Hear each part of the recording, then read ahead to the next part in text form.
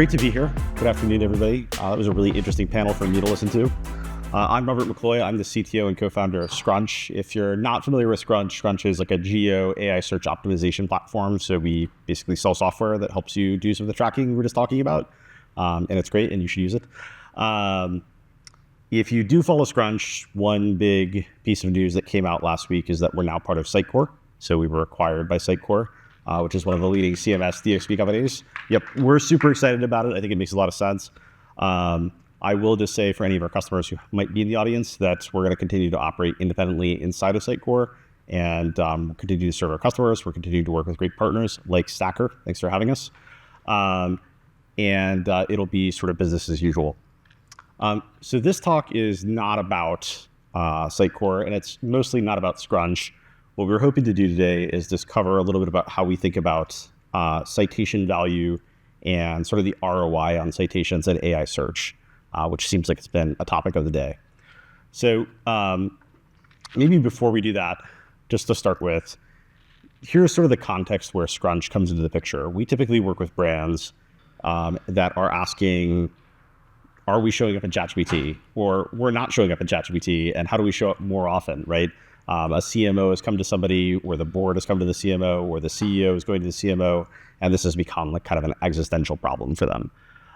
And when this happens, and we sort of meet teams that are in this position, the first thing that they're usually thinking about doing is creating a lot of new content. And oftentimes these days, they're thinking about creating a lot of new content with AI. And I don't think that's the right thing to do. I think if you follow sort of the narrative around this on social media, you've probably seen these examples of rank and tank as well. But fundamentally, kind of our point of view is, you know, if you're creating content with AI, like definitionally, you're creating content that anybody can create, right? There's inherently no differentiation. There's no unique point of view. And, you know, this can work in the short term. You've seen that it works for some folks in the short term. But fundamentally, you can't have a strategic advantage building content like this. And it's starting to backfire, so we see.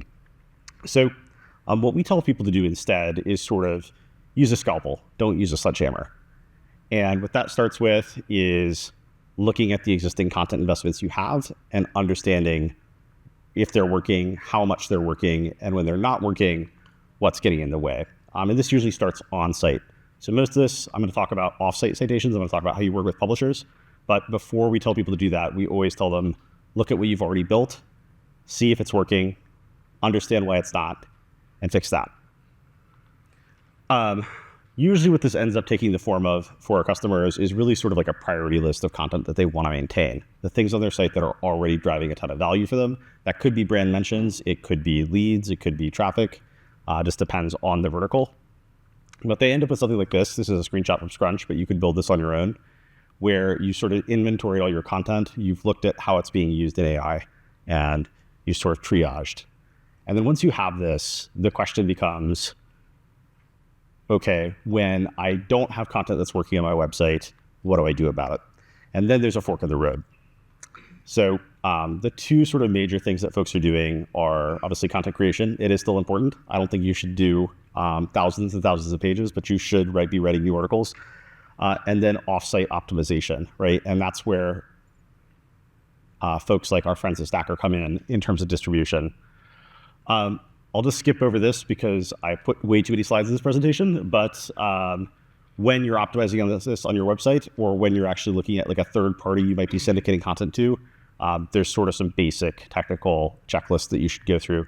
And again, this is something we can help you with if you're a brand. So let's talk about content distribution. This sort of meme, again, this is if you've been on LinkedIn watching like the AEO-GEO discourse, I'm sure you've seen this. Reddit is the top cited source for ChatGPT. Reddit's the top cited source for these AI platforms in general. So everything's about Reddit. You should be posting on Reddit. You should be commenting in Reddit threads. You should be trying to steer the narrative on Reddit. And so, like, do you have an AI problem, or do you have a Reddit problem? And what I tell marketers usually is, like, this is actually true. It is true that Reddit is sort of one of the top sources on AI platforms, but you're not in the business of marketing to Reddit. You're not in the business of marketing to AI platforms. You're in the business of marketing to your customers. and your audience. And so the thing you need to care about is what questions are your customers asking, and then what sources are being used to answer those questions. And it turns out that when you sort of click down a level and look at this in more detail, Reddit is almost never the dominant source. It's almost always something that's more industry specific or topic specific or vertical specific. So for example, like in finance, your sort of classic big finance sites like NerdWallet, Bankrate, Investopedia, still cited like several times more often than Reddit. It's like a little bit everywhere, but it's not dominant anywhere. And so this is a place we think folks get misled.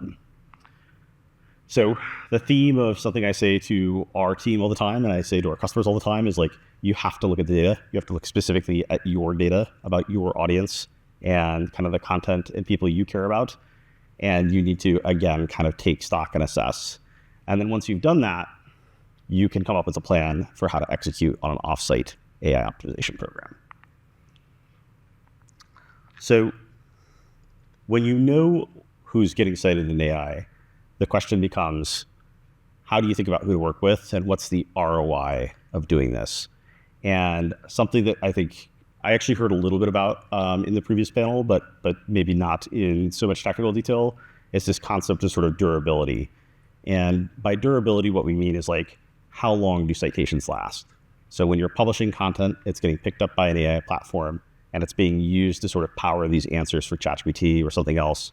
How long do they stick around before they're replaced by something else? And so we did a data science study on this. I thought this was, by the way, going to be like a really cool reveal. And then I found out that we'd actually printed the thing that's on the next slide on some of these table cards out here. So, oops. What we found when we did this is that actually the half-life of these citations is quite low by default. And so it varies by platform, but you're typically talking in the weeks here. These aren't super durable assets most of the time. But there are things that you can do to improve this. I was not paid to put the slide in here, at least not directly. So there are factors that sort of we can see contribute to citations being sort of more durable. And when they're more durable, what that means is if you're investing in getting cited, if you're investing in getting into a relationship with a publisher, you can do better than average. And so publisher quality, high quality media outlets, these are folks who typically stay stickier and stick around for longer as AI citations. And this is true across platforms. The big thing, and I think we were talking about this a little bit in the panel as well, the biggest thing that sort of matters, whether you're doing content on-site or whether or not you're syndicating content off-site, is really relevance. So like, how well does this answer a user's question? How well is this, like how helpful is this in getting the user where they need to go? And that sounds really, really obvious when we're talking about search, but the reality of most marketing teams is we're really creating content like for our boss or for like an idea we need to put into the marketplace or, to communicate a point that we want to make. We're not necessarily thinking about the problem the person on the other side of these AI assistants has. And it makes a really big difference in sort of the impact if you're writing directly to address a real problem that people are asking about in these AI platforms. So if you're sort of like spot on, directly answering the question, the most helpful you can be, you're going to see significant uplift in how often you're cited, but then you're also going to see significant uplift in how long you stay cited for. And so we'll have a little bit more about this in a second. Lastly, I'll just say again, when you're thinking about getting content on these sites, the format of the content does matter. We've seen at Scrunch, we have like a pretty enterprisey customer base. A lot of our enterprise teams have shifted their media strategy from working with sort of like, very prestigious legacy publications that are like no AI access whatsoever to still really high quality, but like slightly longer tail media outlets because they let ChatGPT have access to the content. And so the technical parts of this matter as well.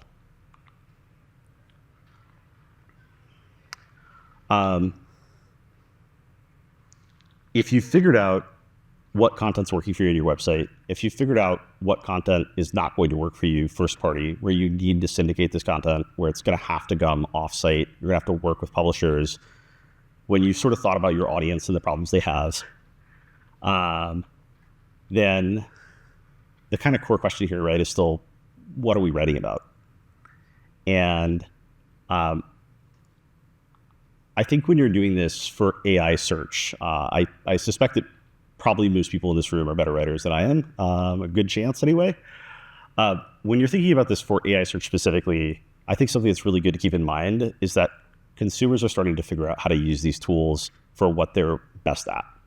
And what I mean by that, right, is like AI search is not traditional search. People are not doing navigational queries in here. People are not going and being like best wealth management in ChatGPT. They're asking more complex questions. They're asking for comparisons. They're asking for alternatives. They're explaining complications. They're doing sort of scenario modeling.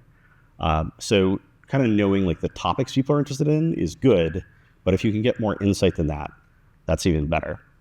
And so this is like an interesting example of something we found in the data when we were digging into it. When people are asking questions about the conflict in Iran, in AI platforms, what are they asking about? And the answer is over 40% of these questions are really about like finance. They're about portfolio management. They're about hedging to the downside. They're about like speculating on petroleum, protecting your retirement. I am not saying that these are the things that people care the most about in relation to the war in Iran at all. There's obviously a lot of things going on there and much more urgent topics.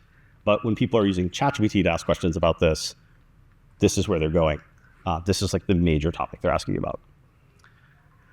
And maybe a slightly less grim example of this is we did sort of a similar study on GLP-1s. So what do people ask about with regards to GLP-1s in ChatGPT? And if you're a marketer, people fall into, hopefully you guys can read this text because it's really small on the slide. If you're a marketer, people do fall into kind of a classic funnel, right? They start by asking for information, then they're evaluating their options, then they're like directly seeking the product. So they're looking to get a prescription or they're looking to get access to the medicine. And then once they're a patient, they're asking about side effects, maintenance, nutrition, exercise regimes, things like that. But I think what's really interesting about this is like, it's not linear at all. So people go back and forth between being in sort of these modes of using ChatGPT, right? They go from saying like, I'm pretty sure I'm going to get on a GLP-1 to saying, oh, I found out there's a side effect I really don't like. Maybe I'll consider something else. And they kind of go back and forth in these conversations. So I think if you're thinking about content strategy, right, these sort of seams where people are like getting into the complication of it all are really rich ideas to write about, right? And there's often not that much content on the internet about some of these things. And then lastly, I'll skip over this for the most part, but again, my take is if we're putting more content on the internet, it should be differentiated. It should be unique in value. It shouldn't be slop. If you're writing for a brand, you should have some unique insight into the situation at hand. And it's a waste not to put that insight into what you're doing. And ultimately, it pays dividends as well in terms of performance.